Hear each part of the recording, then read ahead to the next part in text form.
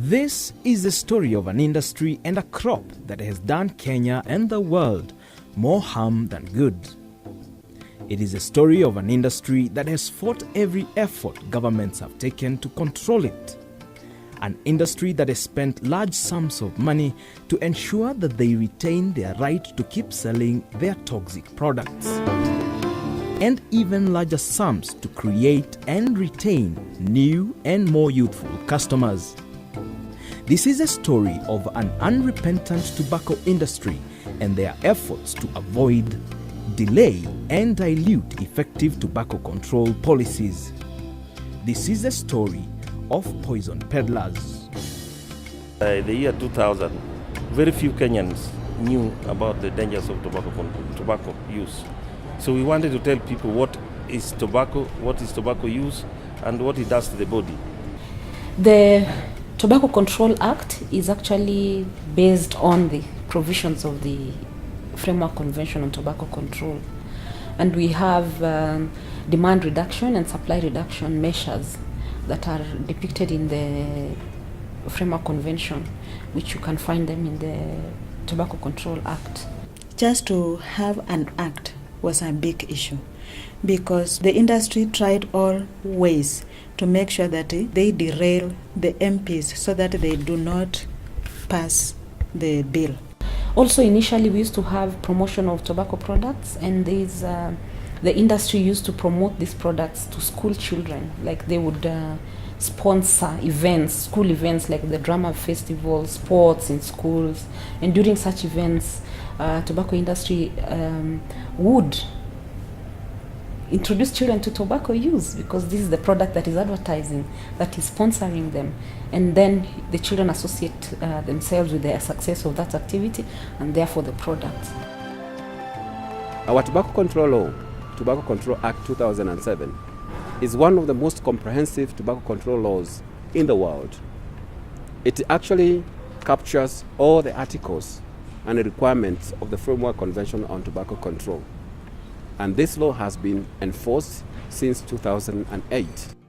So in this act, we have many interventions targeting preventing non-smokers from starting.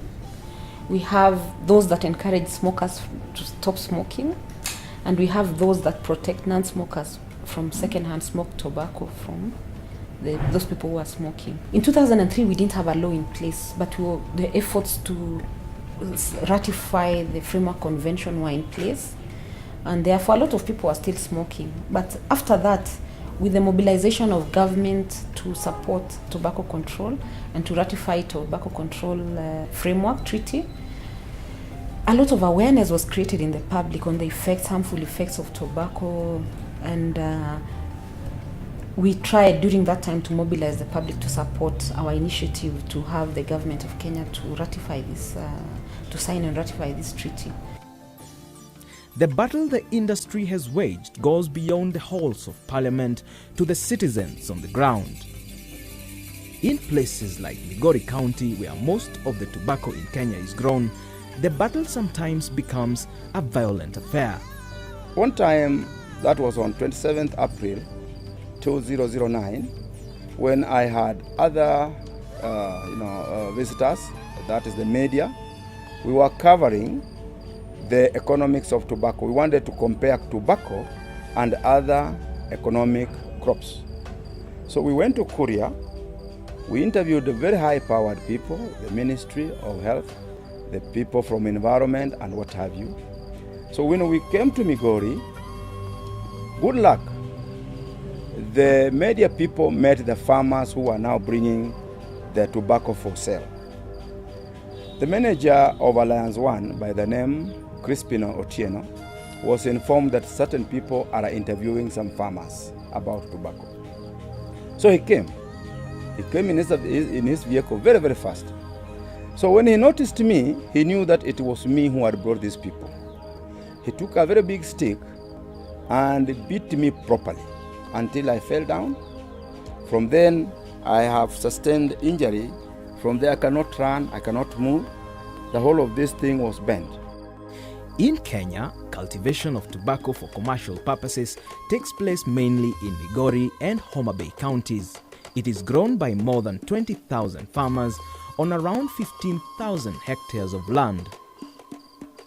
Organizations such as Kenya Anti-Tobacco Growers Association, Katoga, have been trying to help farmers abandon the cultivation of tobacco and take up other crops. I did the costing of growing tobacco from farm A up to sales. Surprisingly enough, for the 4 years when I was doing research, I discovered that the farmers out of 1 acre, that is 0.5 hectare, they were making losses of 57,000 Kenya shillings. Tobacco is prone to many diseases. Therefore, it requires large quantities of fertilizers and other chemicals. In Kenya, these are usually provided by the tobacco industry as loans to the farmers. Therefore, besides the economic losses that the tobacco farmer makes, most tobacco farmers are trapped in an endless cycle of poverty due to loan repayments to the tobacco companies. Nilianza kulima tumbaku mwaka wa 1979 na nililima kutoka 1979 up to 1990 na nikawacha. Wakati nilikuwa nalima tumbaku, kwanza ilikuwa inanitanganya na nipatia pesa, lakini nilikuja kupata kwamba kazi nilikuwa nafanya kwa tumbaku ilikuwa nyingi na pesa ilikuwa kidogo. Pia niligundua kwamba nilikuwa nafanya kazi ya tumbaku na inaniletea pia magonjwa. Kwa sababu gani? Tulikuwa tunapanda tumbaku kwa seed bed kwa mtoni bila hata gloves, bila nini. Tunapewa madawa ya kunyunyiza hapo kwanza kabla hujapanda. Hiyo madawa ilikuwa inaitwa zingine Paradise, ambao ukipatia kitu haiwezi kumaliza dakika moja bila kukufa. Sasa nikaendelea tu kulima hivyo na kupanda pia tunapanda, kwenda kutoa sakas tunatoa. Ukienda kutoa sakas unafaa nguo zingine ambao ukishika hiyo nguo ukilamba ni kali kabisa. In order to maximize profits, farmers are forced to enlist all the labor available to them, even children and women. 1982 nikawa na mimba, 3 months ikatoka. Nikafikiria tu ni kawaida, lakini nilikuja kugundua kwamba ni kazi ya tumbaku. Na watoto pia unajua lazima niende na hao wanisaidie, sababu peke yangu siwezi. When children are involved in harvesting of tobacco, they suffer from green tobacco sickness, which is caused by the absorption of nicotine through the skin. Research has shown that these children can absorb up to 54 milligrams of nicotine per day, which is the amount of nicotine found in 36 cigarettes. Tobacco imetupatia hasara hasa kielimu. Kwa sababu katika mashule yote sio Kuria West District, kwa sababu Kuria sasa tuko ma district mangapi? District 2. Hii ni Kuria West na Kuria East. Na Kuria yote mbili ikiwa ni tobacco growing zone. Kwa hivyo educationally ina affect wanafunzi wote kutoka nursery mpaka darasa la 8.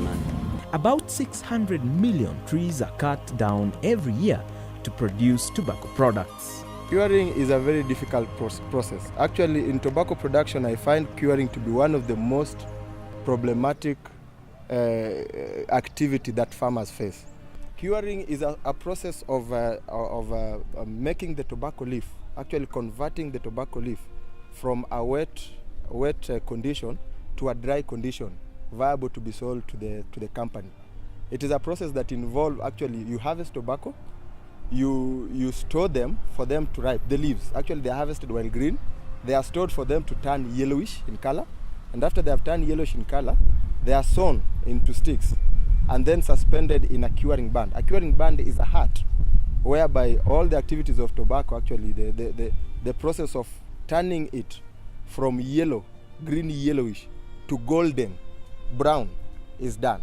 So curing itself is a process of turning that tobacco leaf from its original form to a form that is able to be sold to the manufacturing company so that they can easily be processed. After curing, there's no any other process that go through. It's just directly now from curing to making cigarette. So we find that farmers are doing everything. They're even processing the cigarette for tobacco company and leaving the tobacco company only to sell the cigarette. Because one, we are looking at an activity that goes for over 4 months. Farmers keep on repeating the activity. They keep on curing the tobacco because they cannot harvest once and cure, but they keep on harvesting in stages. So this activity will go for over 4 months. Two, we are looking at the activity itself. Before we cure tobacco, we have to suspend the tobacco in sticks, and therefore leading to destruction of environment. And number three, we are looking at the health hazard of it. When farmers are exposed to that smoke for quite a long time, you find they have effect in their eyes, they are unable to breathe well, and even they get the throat cancer, the lung cancer, and the likes. A crop that is grown on less than 1% of Earth's land surface is causing 2 to 3% of all deforestation on the planet. Such deforestation makes soils prone to erosion and therefore unsuitable for growing other crops. To add insult to injury, tobacco depletes soils of nutrients. Whatever crop is grown after tobacco does poorly. Now, what usually happens is that we know very well, since time immemorial, that tobacco is a heavy feeder crop. And when we talk about heavy feeder, it means it consumes a lot of nutrients from the soil.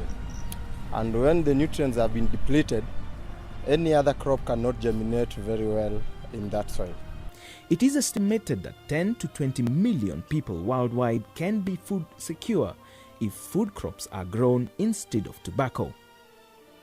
In Kenya, where tobacco is grown in some of the most fertile and high rainfall areas, food security can definitely improve if food crops were cultivated in the place of tobacco. Currently, we are promoting soybean.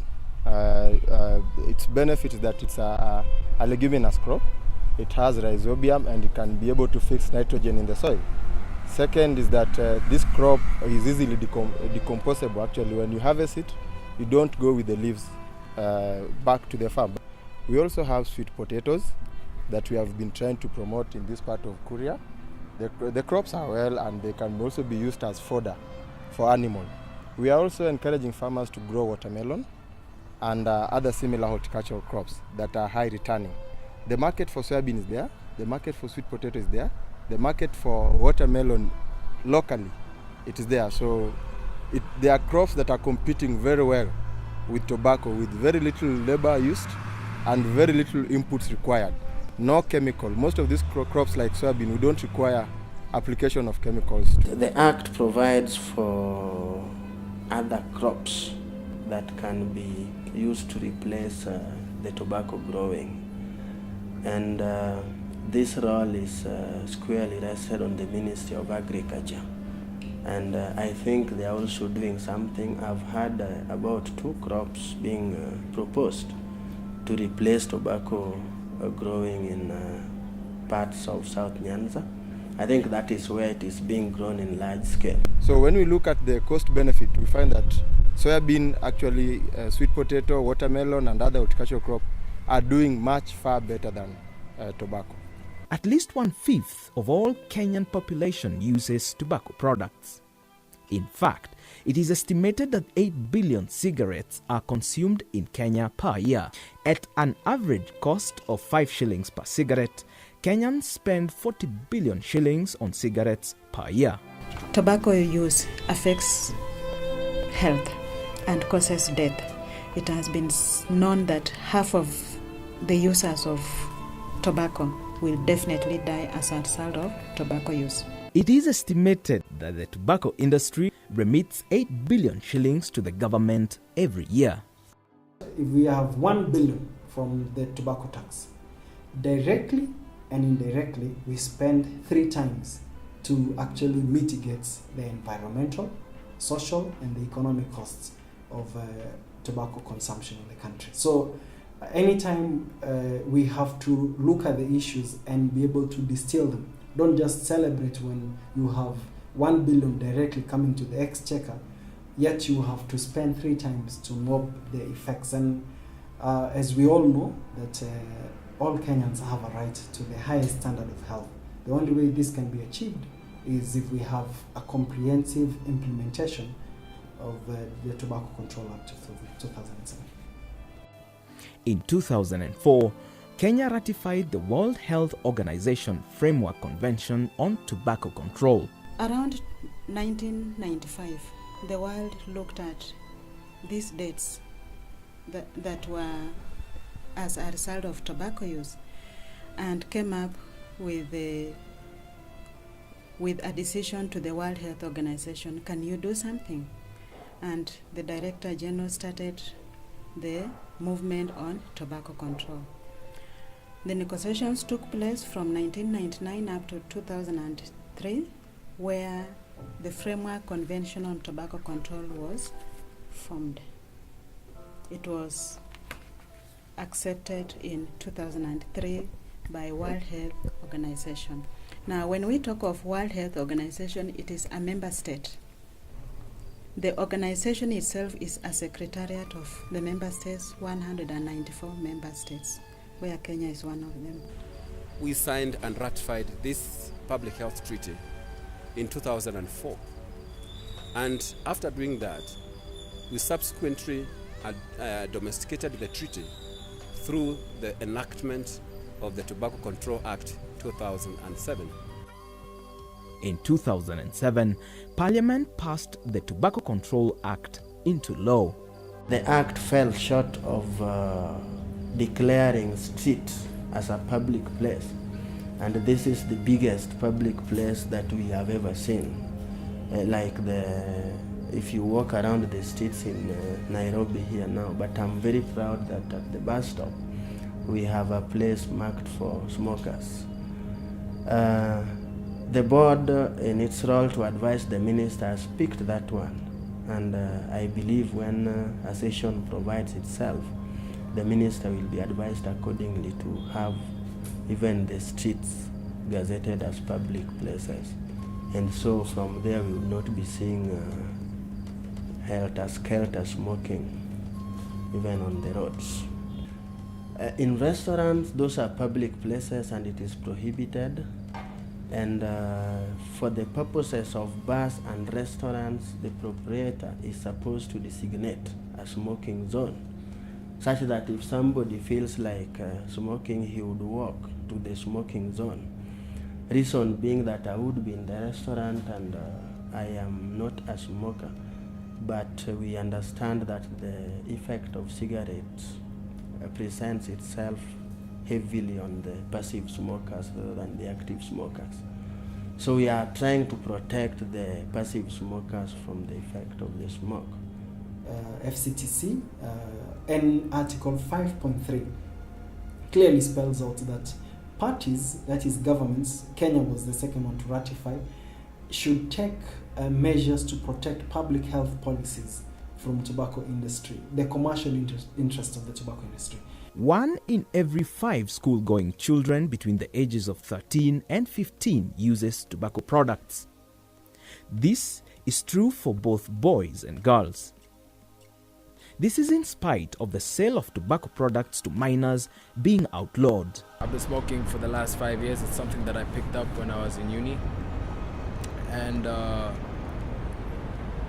it was one of those things that I tried out just to fit in. And it became an addiction. It became, my way of releasing stress. And it became my therapy. And To be honest, this is the first cigarette I've had in the last 2 weeks. I am trying to quit. I think it's a terrible habit, bad breath, and the long-term effects, lung cancer, body organ failure. It's something that young people should not pick up, and if you are smoking, you should do your best to quit. The tobacco industry targets the youth. Once they have them hooked, the industry is assured of customers for a lifetime. Unfortunately, half of those customers will die from tobacco-related conditions.